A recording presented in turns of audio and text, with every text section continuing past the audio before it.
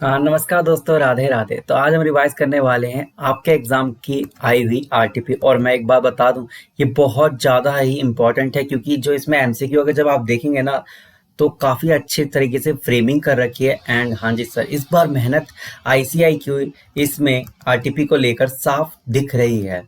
तो पहले हम केस स्टडी से स्टार्ट करते हैं और ये आपका क्या है, टीडीएस से रिलेटेड है। किससे सर? टीडीएस से रिलेटेड। और आपके एग्जाम के लिए आपको पता है सीए फाइनल लेवल पे टीडीएस कितने मार्क्स का? सर 10 से 12 मार्क्स का आता है। और इसको छोड़ के जाने की भूल तो बिल्कुल भी मत कीजिएगा इसका, ठीक है। तो हम क्वेश्चन स्टार्ट करते हैं। पहला तो ये जो है ना, पहला क्वेश्चन वो हमारा जो प्रोविजन दे रखा है बेसिकली टीसीएस से दे रखा है 206C1 जी से। अब ये क्या है सर? ये बेसिकली क्या बोलता है, जब आप फॉरेन रेमिटेंस करते हैं सर, क्या करते हैं, फॉरेन रेमिटेंस करते हैं तो उस केस में उस घड़ी में टीसीएस कितना कितना कटना चाहिए और कैसे कैसे कटेगा उसके बारे में ये सेक्शन बताता है। पहला आता है एजुकेशन। एजुकेशन या मेडिकल। एजुकेशन और मेडिकल के केस में जो टीसीएस होता है वो करता है हमारा सर कितना परसेंट करता है सर? वो करता है सर हमारा 5% करता है in excess of 7 lakh, in excess of ₹7 lakh. लेकिन अगर हम अदर पर्पसेस के लिए अगर हम लेते हैं तो उस केस उस घड़ी में हमारा जो टीसीएस करता है वो करता है in 5% excess of 7 lakh, excess of ₹7 lakh. लेकिन ये आपको पता है एक अमेंडमेंट आया है और अमेंडमेंट से ही बेसिकली आई से आपसे क्वेश्चन पूछ रहा है कि 30 सितंबर के बाद, मतलब कि 1 अक्टूबर 2023 के बाद अगर आप लेते हैं अदर पर्पस के लिए तो टीसीएस का रेट हो जाएगा 20%, ठीक है। ये याद रखिएगा। अगला पॉइंट, अब बात करते हैं सर आपने टूर पैकेज कोई बुक करा है क्या सर? कराया है सर। टूर पैकेज जो हमारा होता है वो बुक कराया होता है, जैसे मेक माई ट्रिप से आपने कोई टूर पैकेज बुक कराया है तो उस घड़ी उस केस में आपका जो टीसीएस कटता है वो कटता है सर सीधा 5%। लेकिन यहाँ पे भी एक अमेंडमेंट आया है 1/10/2023 के बाद अगर आप कोई भी टूर पैकेज अगर आप लेते हैं तो उस पर जो टीसीएस की रेट होगी वो अप टू 7 लाख तो 5% है। लेकिन जैसे ही 7 लाख से ऊपर जाता है तो वो हो जाता है 20%। एक बार लिख लेते हैं, अप टू कितना सर? 7 लाख है तो ये रहेगा 5% से। अगर हमारा एक्सेस हो जाता है तो वो रहता है एट द रेट 20% से। कितने सर? 20% से हमारा आ जाएगा।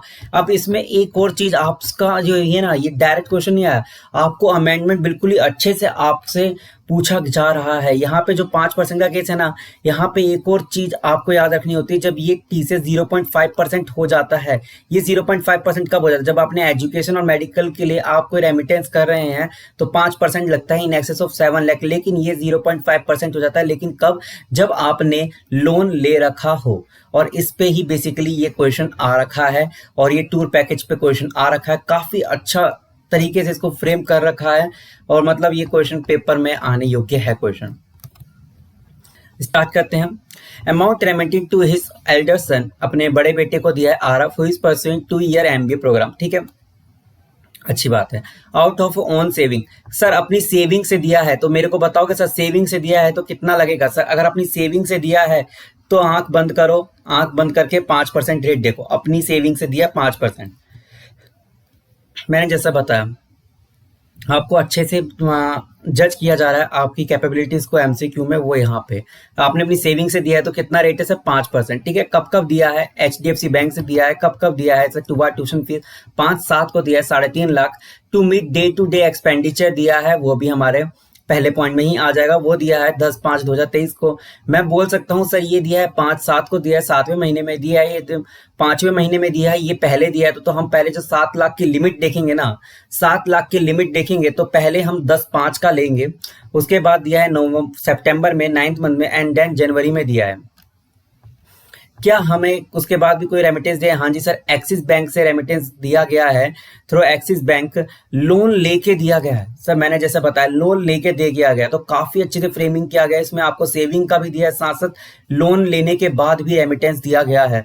तो अब आप जरा ध्यान समझिएगा टीसीएस कैसे करता है एजुकेशन पर्पसेस में। उसमें बोला गया है एग्रीगेट, हम देखते हैं 7 लाख कब क्रॉस हो रहा है। एग्रीगेट देखते हैं 7 लाख कब क्रॉस हो रहा है। जैसे ही 7 लाख क्रॉस होता है तो उसके बाद हम देखेंगे सेविंग से दे रहा है या दे रहा है लोन से। विच एवर इज अर्लियर, जो अर्लियर होगा उसके अकॉर्डिंग हम देखेंगे। अगर ये दिया होगा तो 0.5% से, अगर ये सेविंग वाला डेट आया होगा उसके बाद तो कटेगा 5% से। काफी अच्छे तरीके से फ्रेमिंग कर रखा है क्वेश्चन को। देखिए अक्टूबर और जनवरी में कितना कितना दिया है, 3.5 लाख ओन सेविंग से दिया गया है, एक्सिस बैंक से ओन सेविंग से भी दिया गया है 1.5 लाख रुपए, काफी अच्छा है। To complete the formality of admission mister Sahil visited USA from 10/4। Sahil गया है, उसके बारे में हम बाद में बात करते हैं एक बार के लिए, चलो बात ही कर लेते हैं हम करें तो। 10/4 से गया था 13/4 तक, for which he purchase tour package. अच्छा, टूर पैकेज भी इन्होंने लिया है MS get foreign tour operator and remits money under LRS. Sir कब दिया है? सर अप्रैल में दिया है। क्या सर हमें 1 अक्टूबर क्या उसके बाद दिया है? 1 अक्टूबर के बाद का क्यों? क्योंकि 7 लाख की लिमिट के बाद वो लगता है 20%। नहीं सर, हमने पहले ही लिया था 5,20,000, तो इस पर तो डायरेक्टली मैं ये बोल सकता हूँ सर 5% लगेगा। ठीक है, Okay. Mr. Sahil has furnished the undertaking containing the detail of earlier remittance of HDFC and Axis Bank. He has also furnished his PAN unauthorized dealer. Sir ये क्या बोलना चाहता है सर? HDFC बैंक और axis bank को ना जो दो अलग अलग है ना, तो वहां पे ना वो लोग क्या मांगते हैं सर आपसे, एक बेसिकली मांगते हैं अंडरटेकिंग की सर आपने कोई और रेमिटेंस तो नहीं कर रखा। सर क्यों मांगते हैं? इन लोगों को थोड़ी ना पता है सर 7 लाख आपने कहीं और से अंडरटेक कर रखा है नहीं कर रखा। अगर आप इसको नहीं देते हैं तो ये बेहिचक 5% या 0.5% जो रेट एप्लीकेबल होगा वो काट सकते हैं।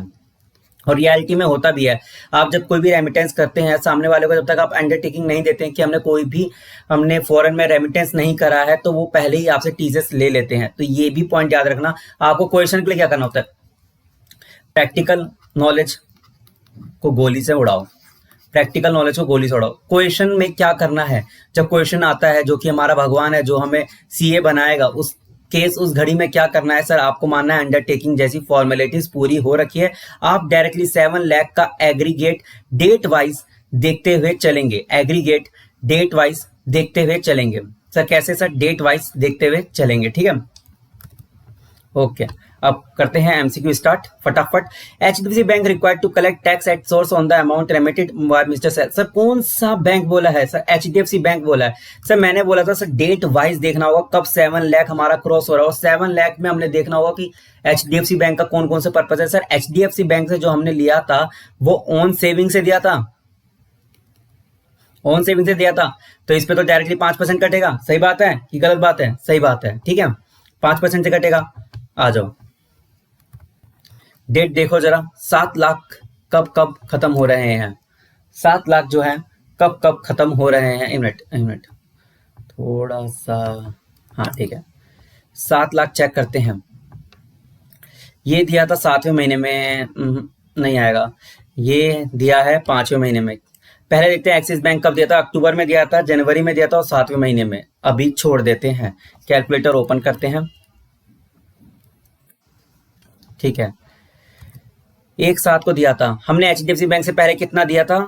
ये दिया था 5/7/2023 को, 5/7/2023 को दिया था 3.5 लाख। और ये जो दिया है एक्सिस बैंक से 1/7 में दिया है, 5/7 मतलब पहले आएगा 1/7, डेट हमारा 1/7, पहले 1.5 लाख। ठीक है, 7 लाख की हम लिमिट चेक करें। 7वें महीने के बाद क्या आएगा सर? डेट वाइज देखें तो 7वें महीने में 5/7 भी आ गया है, 3.5 लाख रुपए, तो इसमें ऐड कर दें। ठीक है, अभी 5 लाख, 2 लाख रुपए का अभी हमारे पास है बजट। हमने कब था? ओके, ये 5वें महीने में रेमिटेंस करा गया है। हमने डेट गलत पढ़ी तो सारा हटा दो, सारी मेहनत गई।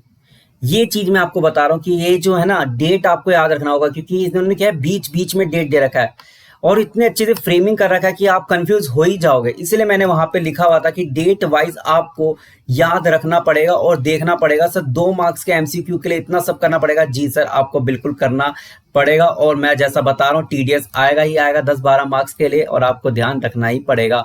10/5/2023 को जरा मेरे को बताओगे सर कितना रेमिटेंस किया गया था? एक चेहरे पे स्माइल रखते हुए।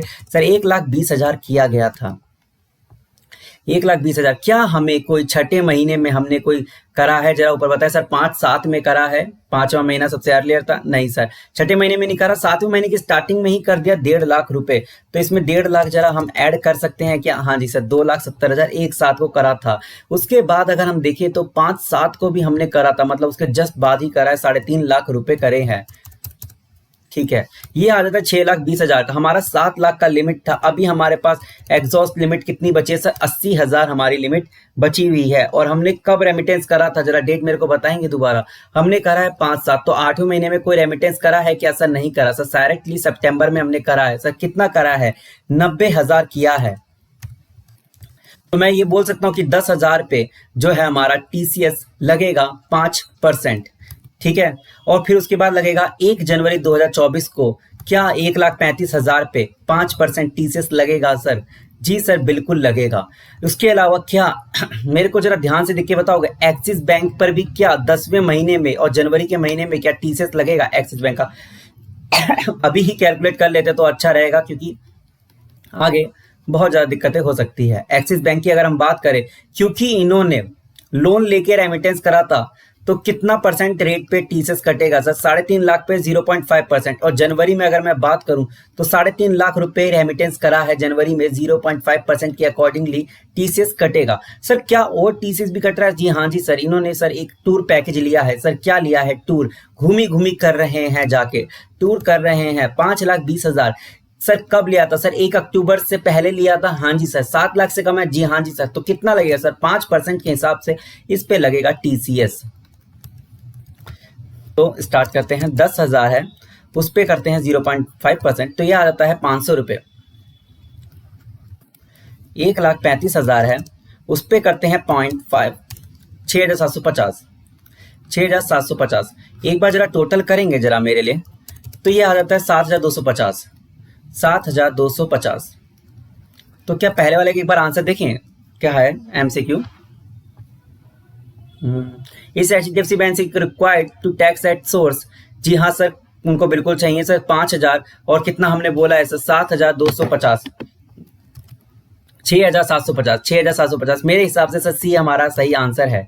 तो पहले वाले का तो आंसर आ गया है सी, ठीक है। दूसरा क्वेश्चन क्या है? Is Axis bank required to collect tax at source? जी सर, बिल्कुल सर रिक्वायर्ड है। सर कितना रिक्वायर्ड है सर? हम देख लेते हैं ना सर। 3.5 लाख पे 0.5%, 3.5 लाख पे 0.5%, मतलब दोनों अमाउंट क्या है सर?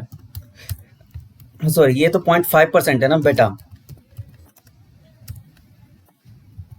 अभी गलती हो जाती दोबारा। 1,750, 1,750 दोनों बार क्या कटेगा सर? 1,750, 1,750, 1,750 इंटू में 2, 3,500 के हिसाब से हमारा टीसीएस कटेगा।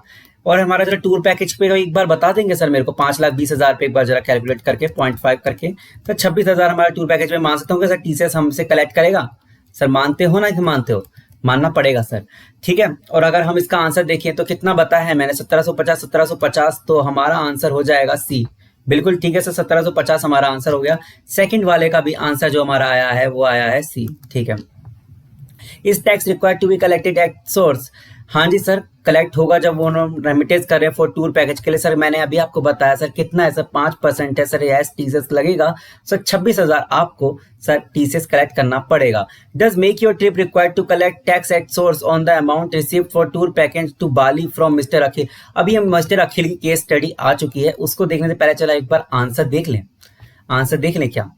अखिल की केस स्टडी भी पढ़ेंगे, लेकिन एक बार थोड़ा सा आंसर देख लेते हैं ताकि सेटिस्फैक्शन का लेवल हो और आप भी अपने आरटीपी जो प्रिंट कर रखी होगी सीसीए।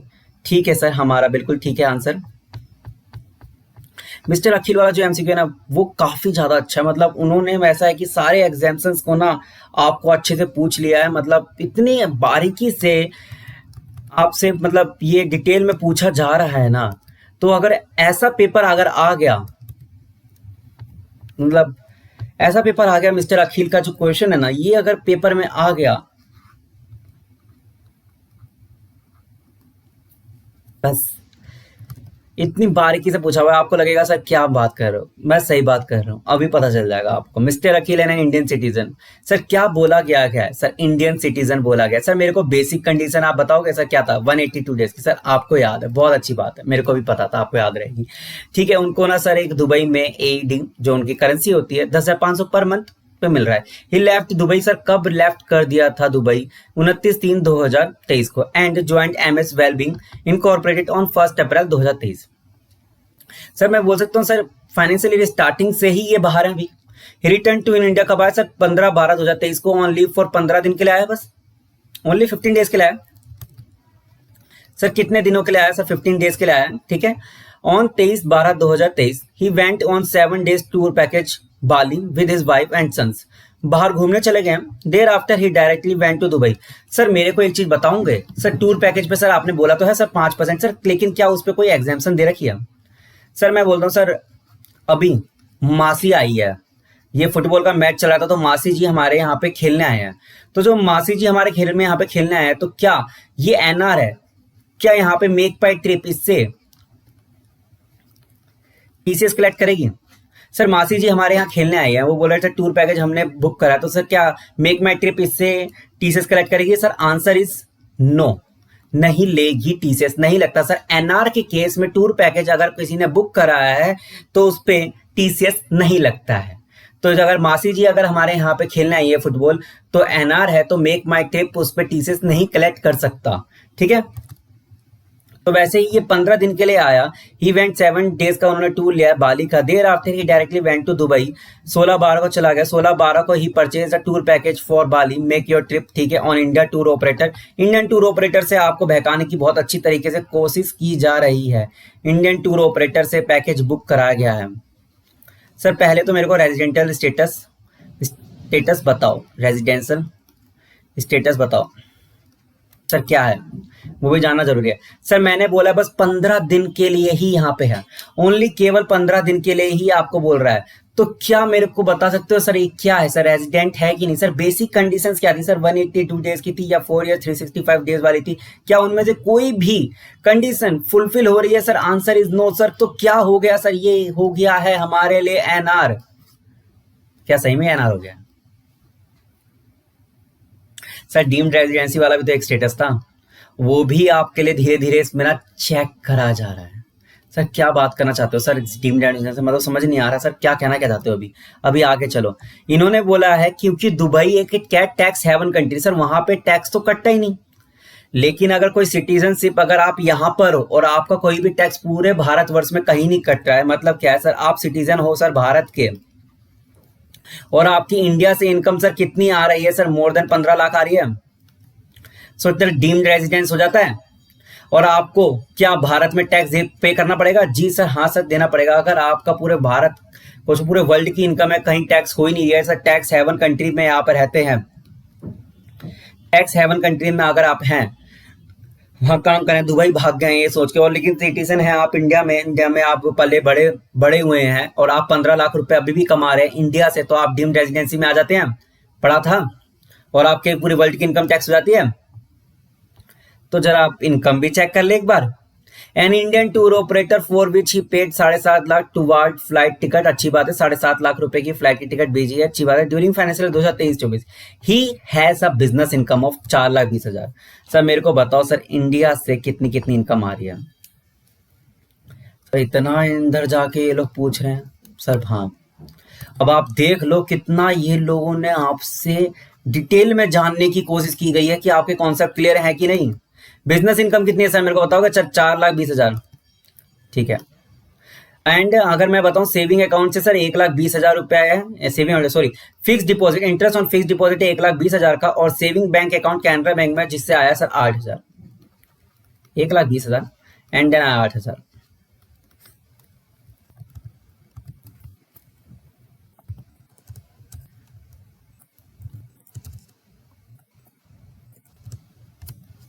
ये हो गया 5,48,000। सर ये तो 15 लाख से कम है सर, ये तो सर 15 लाख से कम है। इसका मतलब तो सर ये एनआर हो गया, और इसका मतलब हुआ कि सर हमारा तो टीसीएस कटेगा ही नहीं। यस, हमारा टीसीएस नहीं कटेगा, खुश हो जाओ। अगर किसी ने इतना डिटेल में भी नहीं पढ़ा होगा तब भी वो अपना एमसीक्यू सॉल्व कर सकता है। क्या सही में? अभी मैंने बोला ना बहुत ज्यादा ही अंदर डिटेल में जा रखे हैं लोग, अभी देखते जाओ तुम लोग को पता चलेगा। Does make your trip required to collect tax in your source? Sir मेरे हिसाब से तो सर टैक्स नहीं कटना चाहिए। No tax is required to be collected at source. तो आंसर क्या होगा सर? दोनों हाथ हवा में खड़ा करते हुए बताएं सर। डी आंसर रहेगा, ठीक है। What if total income of mister Akhil assessment year 2024-25 assume he shifted out of the default tax regime 115 BAC. 115 BAC नहीं ले रहे हैं सर, क्या बात कर रहे हो सर? 115 बीएसी नहीं ले रहे सर, नहीं ले रहे हैं। अब बताओ 80 टीटीए का डिडक्शन मिलेगा कि नहीं मिलेगा? सर ये एनआर है, बताओ। आईसीआई ने बिल्कुल ना आपसे ऐसे पूछा गया है कि ना बस पूछे जा रहे हैं। अब आपको ये बताना है कि सर क्या आपको एटीटीटीए का डिडक्शन मिलेगा कि नहीं मिलेगा।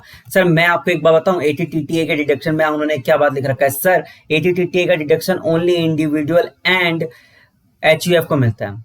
क्या उन्होंने ये बात बोली कि सर नॉन रेजिडेंट होना चाहिए, रेजिडेंशियल होना चाहिए, ऐसा कुछ बोला? सर नहीं बोला। ओनली उसमें लिखा हुआ सर आप इंडिविजुअल होना चाहिए, मतलब आप एक इंसान हुए तो आपको मिल जाएगा एटीटीटीए का डिडक्शन। तो मेरे हिसाब से सर इसका आंसर क्या होना चाहिए पता है क्या? सर डी होना चाहिए, अगेन डी। ठीक है, पांच। हाँ तो चलो अगला पॉइंट देखते हैं। What would be the amount of tax liability computed in the most beneficial manner. मतलब कि आपको बताना है कि सर दो रेज्यूमे होते, तो आपका 115 बीएसी जो कि आप ऑप्टी रहेगा, और एक होता है ओल्ड रेज्यूमे जब तक आप 115 बीएसी को ऑप्ट आउट ना करो। तो आपसे पूछा जा रहा है कि सर कौन सा टैक्स रेज्यूमे इसके लिए बेनिफिट रहेगा। अब ज्यादातर बच्चे सर क्या बोलते हैं, देखते सर 7 लाख तक तो सर एग्जाम है क्योंकि रिबेट मिल जाता है, तो इसका आंसर नील होना चाहिए हमारे हिसाब से। और यहाँ पर आप अपने मार्क्स गवा जाते हैं, यहाँ पे आप गवा देते हैं अपने मार्क्स। क्यों सर? क्योंकि सर आपको पता है सर रिबेट क्या एनआर को मिलती है? क्या वो रिबेट एनआर को मिलती है? Answer is no, answer is no. तो नीला आंसर तो हो ही नहीं सकता, नीला आंसर तो हो ही नहीं सकता।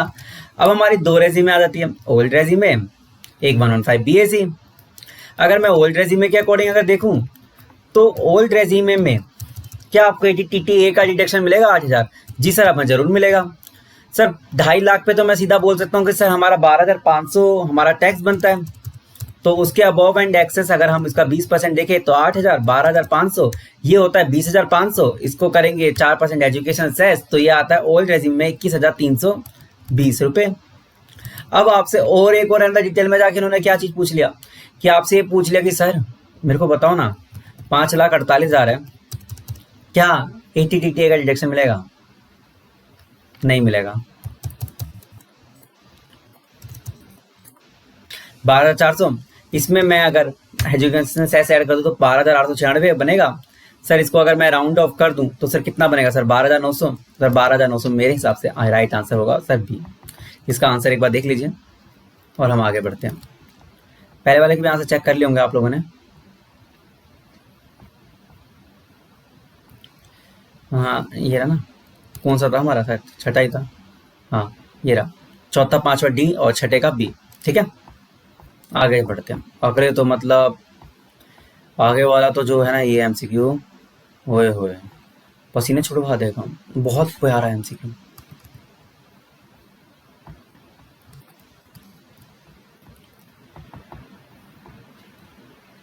आ जाओ देखते हैं ट्रस्ट टॉपिक कितना क्लियर है आप लोग का। Total receipt of the trust of for the previous year 2023-24। Sir इन सबसे पहले ऊपर जाओ। Seva Niketan a charitable trust registered under section 12AB runs a education institute which is engaged solely in education and a hospital for a treatment of persons suffering from a mental disorder solely for philanthropic purpose. The trust furnish the following information. Sir आपने देखा था sir कोई अगर institute education as well as hospital में होता है तो उसको रजिस्ट्रेशन जैसी कोई जरूरत नहीं होती है अगर रिसिप्ट 5 करोड़ तक है ना, उनको कुछ ऐसा कुछ टैक्स वैक्स का कोई इतना बड़ा लफड़ा होता। लेकिन पहले पॉइंट में ही आपसे ये चेक कर लिया गया है कि सर हमें रजिस्ट्रेशन की जरूरत है। क्यों? क्योंकि the total receipt of the trust for education purpose is 3.10 crore and 3.40 crore. जो मेरे को बताओगे सर टोटल रिसिप्ट है कितनी इसकी? 3.1 प्लस में 3.4 तो टोटल हो जाती है 6.5 करोड़। टोटल रिसिप्ट है 6.5 करोड़, यहाँ लिख देते हैं। अभी आपका ट्रस्ट टॉपिक देखते हैं कितना क्लियर है। वॉलंटरी कंट्रीब्यूशन रिसिप्ट पहले लिख लेते हैं। ट्रस्ट को ना आराम से ऐसे ऐसे हम बिल्कुल फैला फैला के लिखेंगे। सर हमारा को कितना मिला है? रिसिप्ट कितनी है? 6.5 करोड़ लिखते हैं आराम से, 6.5 करोड़। ठीक है। Voluntary contribution include one above receipt for the financial year 2023-24 for the public ₹2, 1,05,000। मतलब ये जो है ना 1 करोड़ 5 लाख ऊपर वाले में इंक्लूड है। ठीक है। इट इंक्लूड कॉर्पोरेट डोनेशन, उसके अंदर ही बोलते हैं 55 लाख कॉर्पोरेट डोनेशन है for purchase of building of trust and anonymous donation 20 lakh. भाई साहब मतलब समझे सर मैं बोलता हूँ सर वॉलंटरी कंट्रीब्यूशन आया है इसमें 1.05 था, इसमें से माइनस कर दो, लेकिन यहाँ पे आएगा 1.05। अब इसमें से बोल रहा है कि सर कुछ तो कॉर्पस के लिए आया, कुछ आया कॉर्पस के लिए। सर कितना आया? सर 55 लाख रुपए आया। ठीक है, अच्छी बात है। उसके रिमेनिंग हमें कुछ एनोनिमस डोनेशन मिला है 20 लाख। सर अच्छी बात है। तो सर मैं क्या बोल सकता हूँ? सर रिमेनिंग अदर्स है, अदर है, अदर कितना है? 30 लाख। ठीक है, आगे बढ़ते हैं। During previous year 2023-24 corpus fund mention in second above, यहाँ पे जो कॉर्पस फंड दे रखा है 55 लाख का, उसमें से 30 लाख का हमने जो यूटिलाइज करा है corpus one in above ₹30 lakh. इसका करा क्या? कंप्यूटर परचेज करें हम। सर इसमें से बोला है 55 में से हमने ना 30 लाख रुपए ना के कंप्यूटर परचेज करा है। कंप्यूटर सर हमें मिला किसके लिए था? ये कॉर्पस डोनेशन हमें स्पेसिफाइड पर्पस के लिए ही यूज करना होता है, अदरवाइज वो हमारा टैक्स हो जाता है सर हमारा 115 BBI में, अगर मैं सेक्शन नंबर गलत नहीं तो। स्पेसिफाइड पर्पस क्या था सर? बिल्डिंग। सर क्या स्पेसिफाइड पर्पस है? नहीं सर, 115 BBI में टैक्स होगा सर एडेड 30%। सर रिमेनिंग बचा है कि सर कितना बचा? सर 25 लाख रुपए। 25 लाख के बारे में हम देखेंगे क्या वो सही है कि नहीं। अब बात करते हैं सर लोन की। लोन ले सर, लोन से कोई मतलब नहीं होता। क्या? क्योंकि सर जब तक आप लोन की रीपेमेंट करते हैं तो वो आपके अप्लाइड में आता है। सर मैं क्या बोल सकता हूँ, लोन क्या वो आपके अप्लाइड का पार्ट बनेगा? लोन क्या आपके अप्लाइड का पार्ट बनेगा? नो, क्योंकि हमारी रीपेमेंट नहीं हो रही। ठीक है, रीपेमेंट नहीं हो रही तो अप्लाइड का पार्ट नहीं बनेगा। वॉलंटरी कंट्रीब्यूशन सर कितना था? 25 लाख। ठीक है, during the previous computer purchase करा था 80 लाख का। ठीक है, आउट ऑफ दिस कितना? 30 लाख का हमने सर क्या करा था? सर कॉर्पस फंड यूटिलाइज करा था। सर हमने गलत पर्पस के लिए यूज करा। 30 लाख रुपए का तो यही हमारा अप्लाइड नहीं होगा, बल्कि ये हमारा टैक्स होगा 30% से ले। ठीक है, फिर हमने लोन यूटिलाइज करा 25 लाख का, लोन यूटिलाइज करा 25 लाख का, ये हमारा टैक्स नहीं होगा, क्योंकि सर लोन की जब हम रीपेमेंट करते हैं तब हमें अप्लाइड मिलता है, तो ये अभी हमारा अप्लाइड नहीं माना जाएगा। ठीक है, लेकिन हमने ना सर अदर 25 लाख रुपए का वॉलंटरी कंट्रीब्यूशन, सर मैं बोल सकता हूँ सर 25 लाख रुपए का हमारा वॉलंटरी कंट्रीब्यूशन मैंने यूज करा है, तो सर ये आएगा अप्लाइड। ठीक है, तो ये ओनली अप्लाइड माना जाएगा। ओनली वन थिंग अप्लाई मानी जाएगी, वह 25 लाख रुपए। सर कॉर्पस डोनेशन के लिए हमने कुछ ना सेफ मोड पढ़े थे, कुछ सेफ मोड पढ़े थे। सर अब मेरे को बताना है आपको क्या ये सेफ मोड है कि नहीं। Sir post office saving account 10 lakh रुपए हमने डिपॉजिट करा, क्या सेफ मोड है? हाँ जी सर, 10 लाख रुपए सेविंग मोड है। कनारा बैंक में हमने 5 लाख की एफडी कराई, क्या ये सेफ मोड है? जी हाँ सर ये है। एनबीएफसी में 10 लाख रुपए डाले, sir NBFC is not a safe mode. तो मैं ये बोल सकता हूँ कि सर रिमेनिंग जो हमारे 25 लाख थे उसमें से 15 लाख तो ठीक है, 15 लाख ठीक है, 10 लाख रुपए आपने सेफ मोड में नहीं डाले, तो सर क्या होगा? 115 BBI में ये टैक्स होगा, 115 BBI में टैक्स होगा 30%। देख रहा हूँ एमसीक्यू में कितना बारीकी जाके आपसे क्वेश्चन पूछा गया है, और लिटरली बहुत ज़्यादा अच्छे तरीके से पेपर बनाया गया। तो तैयारी बिल्कुल उसके तरीके से करके रहना। जो आप लोगों ने हाई हाई करा ना कि जून में जाएगा एग्जाम, जून में जाएगा, जून में जाएगा, तो वो सब आरटीपी में और एमटीपी में बहुत अच्छे से दिख रहा है कि वो एग्जाम जून में नहीं जाएगा। और आप लोग का जो हाई हाई चल रहा था वो भी आपके आरटीपी में दिख रहा है। उसके लिए बस आप एक कर सकते हैं काम, सब्सक्राइब कर ले चैनल मेरा। मैं आपको ना सारे के सारे क्वेश्चन की रिवीजन ना बहुत अच्छे से करा दूंगा, और ना कैसे कैसे इंपॉर्टेंट टॉपिक है वो सब बता दूंगा। तो चैनल ना सब्सक्राइब कर लो, ठीक है। Deposit 15 lakh towards the post office. Oh wow, मतलब ये वाला ना कॉन्सेप्ट और ज्यादा अच्छा है। इसमें सारे के सारे एग्जाम्शन आपसे पूछ लिए गए। सर आपने एग्जाम्शन पढ़े होंगे, deposit 15 lakh towards the post office saving account which were utilise for the building. Sir ये क्या बोल रहा है? सर बेसिकली बोल रहा है सर कॉर्पस फंड था, सर हमारा कोई कॉर्पस फंड था। सर आपने पढ़ा होगा जब हम ना कॉर्पस फंड में कुछ डिपॉजिट रीबैक करते हैं तो वो हमारे अप्लाइड में आता है, जब हम डिपॉजिट करते हैं तो वो हमारा अप्लाइड में आता है। लेकिन कौन से प्रीवियस ईयर से देखते हैं, कौन से प्रीवियस ईयर से हम देखते हैं कि वो लिया जाएगा, वो देखा जाता है 2021-22। मतलब जब ये अमेंडमेंट आई थी 2021-22 से, मतलब 2021-22 से पहले का जो भी था, अगर उसका कोई फंड अगर आप डिपॉजिट बैक करते हैं तो वो अप्लाइड का पार्ट नहीं बनता है। हम देखें 15 लाख का कॉर्पस था, utilise for purchase of building. Previous year 2020-21 है और 21-22 10 लाख और 5 लाख। अब मेरे को बताओ, ये प्रीवियस ईयर 20-21 का था जो हमने फंड यूटिलाइज करा था, और 21-22 का था। 20-21 का था 10 लाख और इसका था 5 लाख। ठीक है, इससे रिलेटेड हमने 5 लाख डिपॉजिट करा और इसका 10 लाख, सर कौन सा अप्लाइड में माना जाएगा?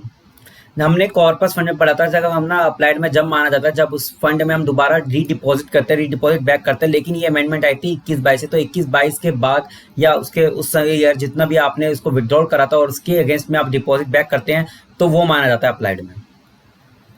ठीक है, ये नहीं माना जाएगा 20-21 का अप्लाइड में। बहुत बढ़िया। Amount paid to another trust 12AB donation of 10 lakh out of the said 2 lakh as given are given as a corporate donation, से कॉर्पोरेट डोनेशन से दिया गया तो वैसे ही नहीं माना जाएगा। ठीक है, the amount paid to another trust 12AB by way of donation of 10 lakh out of the said amount 2 lakh, तो 8 लाख है। अभी इसमें भी अमेंडमेंट आई है जो बोलता है सर 85% ही हम अप्लाइड मानेंगे। 8 लाख का 85% 6.8 लाख, तो मैं बोल सकता हूँ 6.8 लाख ही अप्लाइड माना जाएगा। ठीक है, अब आपसे कई सारे क्वेश्चन पूछे गए हैं सर, आप मेरे को आंसर बताते जाएं कि Seva Niketan wants to avail the exemption of 1023C। मैंने से पहले आपको बताया था 1023C के लिए सर उसकी लिमिट क्या थी, ग्रॉस रिसिप्ट की होती 5 करोड़, 5 करोड़ की रिसिप्ट थी सर। पहले ही पॉइंट मैंने आपको बताया था कि आपको एक ये रहा 6.5 करोड़ इसकी रिसिप्ट है, 5 करोड़ से ज्यादा, तो क्या वो एग्जाम्पशन ले सकते हैं जो 1023C में हमने देखा था? सर नहीं ले सकते, no it can not do so since aggregate receipt for education hospital exceed 5 crore. तो क्या मैं बोल सकता हूँ 7th का आंसर सी है? 7th का आंसर सी है। ठीक है, आगे, what amount of corporate donation receipt by the wood not form the part of the total income of 2024-25। Sir मेरे को आपको ये बताना है कि सर कौन सी इनकम ऐसी होगी जो कि आपका इस बार आपके मतलब फॉर्म नहीं बनेगी, पार्ट ऑफ द इनकम नहीं बनेगी। बहुत आसान है, कॉर्पस डोनेशन। कॉर्पस डोनेशन हमारा एग्जाम्प्ट होता है सर। हमें टोटल कॉर्पस डोनेशन मिला था सर कितना? सर 55 लाख। ठीक है, 30 लाख तो हमने यूज कर लिया किसके लिए सर? कंप्यूटर के लिए, तो नहीं माना जाएगा। रिमेनिंग बचा था 25 लाख। 25 लाख में से भी हमने देखा था सर 15 लाख को सेव मोड में हमने डिपॉजिट करा था। ठीक है, और रिमेनिंग जो 10 लाख थे उसको सेव मोड में डिपॉजिट नहीं करा था, तो 15 लाख जो था जो हमने सेव डिपॉजिट करा था वो ही आपकी इनकम का पार्ट नहीं बनेगी। तो अगेन आंसर सर क्या है 8th का? वो है सी।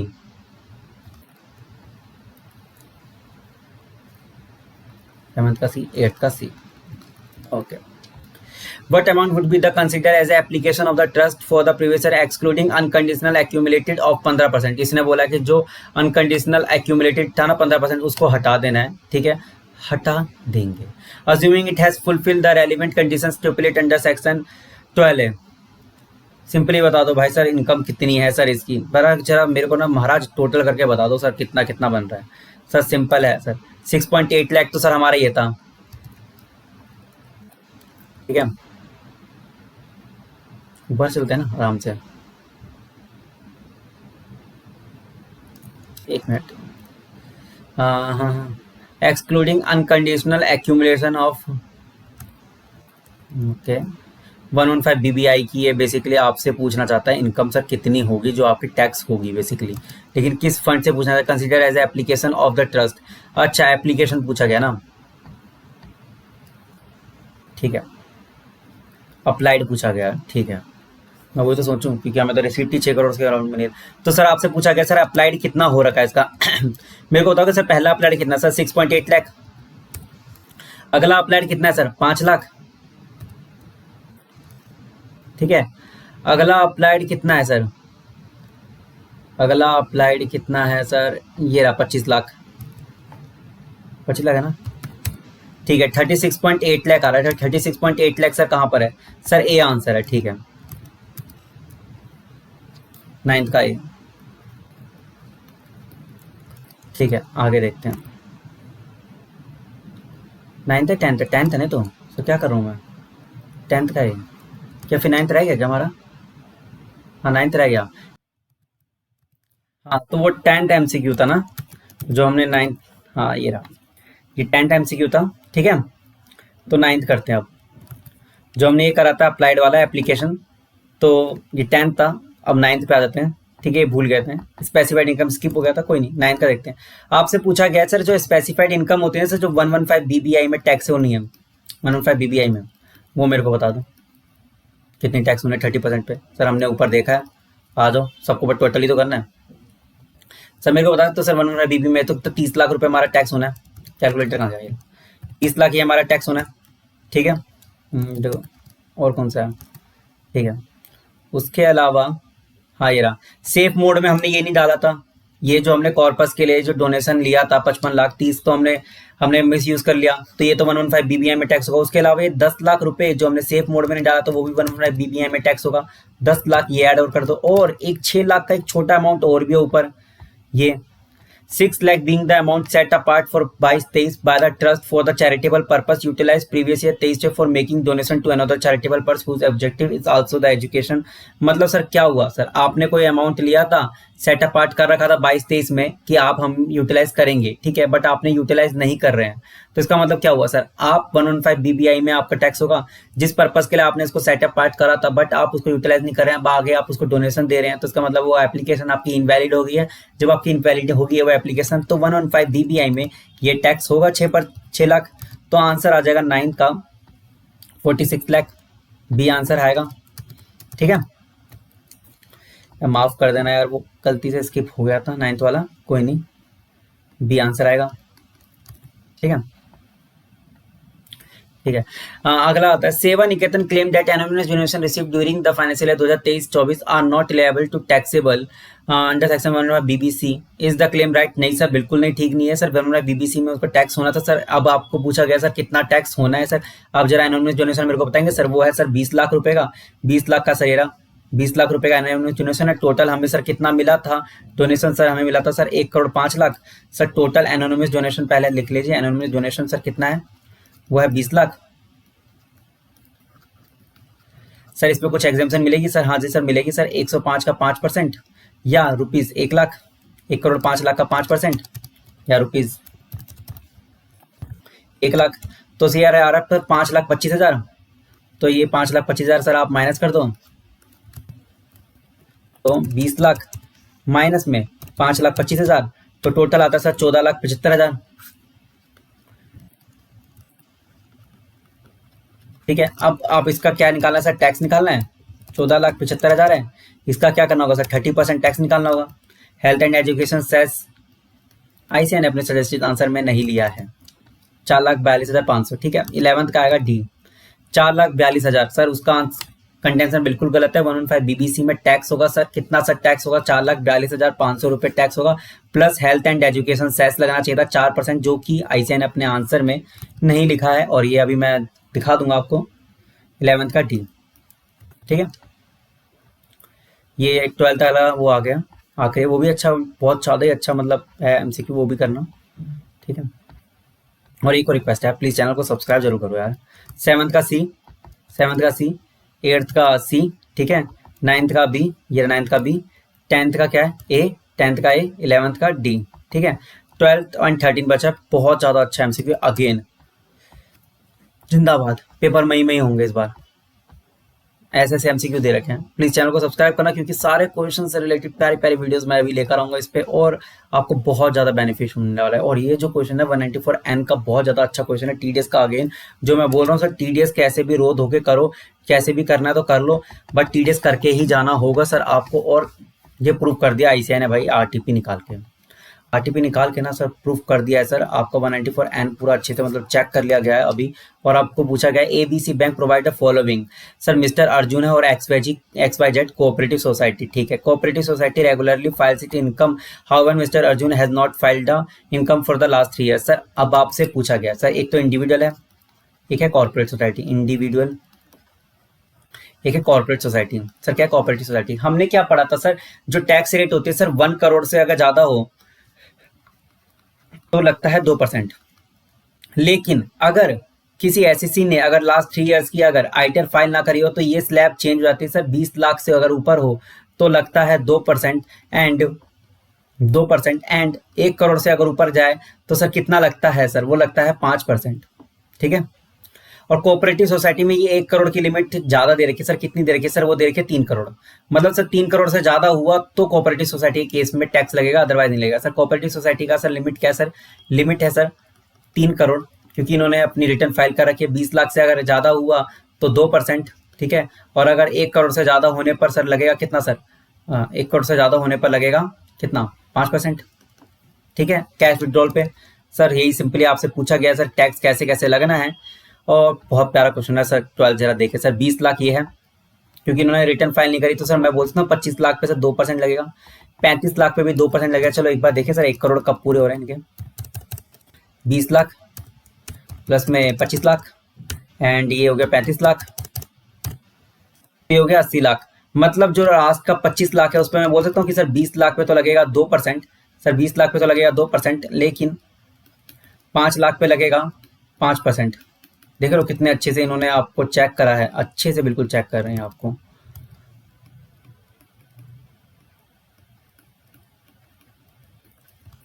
ठीक है, जरा आंसर बताओ जरा। 25 का तो आएगा 2%, 50,000। 35 लाख का कितना है 2%, सर कितना है 70,000। मैं देख लेता हूँ कुछ गड़बड़ ना हो, क्योंकि आप लोग तो वहाँ से आंसर दे नहीं रहोगे। 2%, ये आ गया 40,000। ठीक है, 5 लाख का 5%, ये आ गया 25,000। टोटल बताओ कि जरा कितना हो गया, 50 प्लस 70 प्लस में 40 प्लस में 25, ये हो गया 185। 1,85,000 तो इसका इंडिविजुअल का लग गया। सर इसका देखना होगा सर 3 करोड़ की लिमिट क्रॉस हुई कि नहीं हुई। सर ये है हमारा कितना विड्रॉल है, हाँ कैलकुलेटर ले आओ। 68 है प्लस 85 है प्लस 88 है प्लस 57, ये है 2,98,00,000। 2,98,00,000 है पक्का, कुछ गड़बड़ ना हो जाए। हाँ 2,98,00,000 मतलब ये है 2.98। क्या सर ये लिमिट क्रॉस हुआ, क्या लिमिट क्रॉस हुआ? सर नहीं हुआ। इसका मतलब टीडीएस सॉरी कटेगा कि नहीं कटेगा? सर नहीं कटेगा, ओनली इंडिविजुअल पे कटेगा 1,85,000। बहुत प्यारा क्वेश्चन, अगेन मैं बता रहा हूँ, जितना आरटीवी मतलब इतने अच्छे तरीके से बेहतरीन तरीके से बना रखे ना, अगर आ गया पेपर में लंका लग जाएगी। टीडीएस तो करके जाना अच्छे से, 10 से 12 मार्क्स का आएगा। अगला टीडीएस का जो क्वेश्चन 13वां भी बहुत ज्यादा अच्छा है, तो वीडियो पूरी देखना। 13वां क्वेश्चन तो मतलब सारे एग्जाम्सन आपकी चेक कर लिए इसमें 13वें में। तो 1,85,000 इधर आंसर डी। ठीक है, 12वें का डी। ठीक है, अगला बोल रहा है कि ब्लूसम टी गार्डन है। सर क्या हुआ सर, ये ना टी का इनका बिजनेस है। ठीक है, बेसिकली तो अब ना क्या होता है सर, टी का आपने कुछ पर्सन पढ़ा होगा सर, वो क्या होता है टैक्सेबल होता है अंडर एग्रीकल्चर, और कुछ होता है सर बिजनेस इनकम मानी जाती है। सर केस क्या हुआ है, सर केस क्या हुआ सर, हमने कुछ टी लीव्स लिया। सर क्या है सर, कुछ टी लीव्स लिया, उन्होंने बोला कि सर हम धंधा करेंगे, टी लीव्स लिया। ठीक है, कुछ मैन्युफैक्चरिंग करेंगे। जब मैन्युफैक्चरिंग करेंगे वही तो हमारी वो बिजनेस इनकम होगी, तभी तो हमारी बिजनेस इनकम होगी। मैं बोलता हूँ सर मैं टी लीव्स बाहर मार्केट से खरीद के ले आया अपने पास गोदाउन में, क्या सर मैंने कोई मैन्युफैक्चरिंग करी कि सर आप मेरे को 40-60 का ऐसा क्या 35-75 जो हमारे जो अलग अलग सेलिब्रिटी उसके अकॉर्डिंग आप बाइफरकेट करेंगे? नहीं सर। यही केस लो में ये बताया गया कि Blossom tea garden at tea estate Assam receive 23 lakh as a compensation receive from insurance company. Sir 23 lakh रुपए सर इनको क्या मिले सर, इंश्योरेंस कंपनी से मिले सर, कंपनसेशन मिले सर। लेकिन क्यों मिले हैं सर, आप देखिए जरा। फॉर सेवर और damage to green leaves. Sir जो ग्रीन लीव्स जो लाए थे ना, ताकि हम खेती कर सके, ताकि हम पत्तियां उगा सके और फिर उससे हम चाय पत्ती बना सके। ठीक है, लेकिन Blossom tea estate of the view the entire receipt under the insurance क्यों डैमेज हो गया cost by the hail storm will be the agriculture income hence would not be chargeable to tax. मतलब क्या हुआ सर, ये tea leaves लेकर आए, ठीक है, अपने गोडाउन में रखा, इन्होंने बोला बाहर हम ले जाते हैं, अब गार्डनिंग करेंगे, खेती बाड़ी करेंगे, पैसे वैसे कमाएंगे, मैन्युफैक्चरिंग करेंगे। वहां पे ले गए, लेकिन इतनी तेज बारिश हो गई ना कि सारे के सारे टी लीव्स हमारे बर्बाद हो गए, और हमें इंश्योरेंस वालों से कुछ पैसे मिले 23 लाख रुपए। इंश्योरेंस वालों से कितने मिले सर, 23 लाख रुपए मिले हैं। अब ये बोल रहे जो 23 लाख है ये प्योरली एग्रीकल्चर इनकम है, क्योंकि हमने ना उस पर कोई भी मैन्युफैक्चरिंग एक्टिविटी नहीं स्टार्ट करी, मैन्युफैक्चरिंग एक्टिविटी स्टार्ट नहीं करी। ठीक है, तो आपको बताना है कि सर क्या ये ठीक है कंटेंशन एसएससी का? जी हाँ सर बिल्कुल ठीक है। कल को आप अगर कॉफी बीन्स लिया है, हमने कुछ काम ही नहीं करा, वो तो बस हमने एग्रीकल्चर स्टार्ट कर रहे थे, तो इसका मतलब ये थोड़ी ना कि सर आप उसको अभी बाइफरकेट कर दोगे। सर कोई मैन्युफैक्चरिंग जब स्टार्ट ही नहीं हुई, सर आप ओनली बीज लेकर आए हैं, अपने पास रखा है, तो आप कैसे आप उसको बिजनेस की इनकम मान लेंगे? वैसे ही सर आप ताज़ा ताज़ा टी लीव्स लाएं ताकि आप चाय पत्ती का पौधा उगा सकें, आप उससे कुछ कर सके, लेकिन वो पहले ही खत्म होगी, वो पहले डिस्ट्रॉयड होगी, पूरी एग्रीकल्चर फसल ही हमारी खराब होगी। और वो जो इंश्योरेंस का क्लेम आया था वो एग्रीकल्चरल पर्पज के लिए आया था, ना कि हमने कोई मैन्युफैक्चरिंग स्टार्ट की। यहाँ तक बंदा पहुंचा ही नहीं, इस स्टेप तक पहुंचा ही नहीं, ये स्टेप बस यहीं तक था। ये टी लीव्स लेकर आया, ये वाला जो पॉइंट होता है ये होता है एग्रीकल्चर, जैसे ही यहाँ मैन्युफैक्चरिंग स्टार्ट हो जाती है तो वो माना जाता है बिजनेस, और फिर उसके बाद ये हो जाती है बाइफरकेशन स्टार्ट। हमारा जो डिस्ट्रक्शन हुआ है वो यहाँ पे डिस्ट्रक्शन हुआ है, यहाँ पर, ठीक है, यहाँ डिस्ट्रक्शन हुआ, जिसके कारण ये सारा का सारा क्या माना जाएगा, एग्रीकल्चर माना जाएगा। और हमारा जो आंसर रहेगा वो डी रहेगा। एक बार देख लीजिए, blossom tea contention is correct. No part of the compensation consist of manufacturing income, it can not appropriate rule 8 between manufacturing income माना जाएगा, नहीं माना जाएगा, बिल्कुल नहीं। Therefore the income will be agriculture income, agriculture income ही माना जाएगा। एक बार आंसर चेक कर लीजिए और चैनल को सब्सक्राइब कर लीजिए प्लीज, हाथ जोड़ के विनती है आप लोगों से। और इसके रिटर्न क्वेश्चन आंसर के भी सॉल्यूशन मैं लेकर आऊंगा। 12वें का डी है और 13 का भी डी है, ठीक है। तो राधे राधे दोस्तों, चैनल को प्लीज सब्सक्राइब कीजिएगा। और हाँ सर, अगली वीडियो भी इसी चैनल पे आएगी, स्टे ट्यून्ड।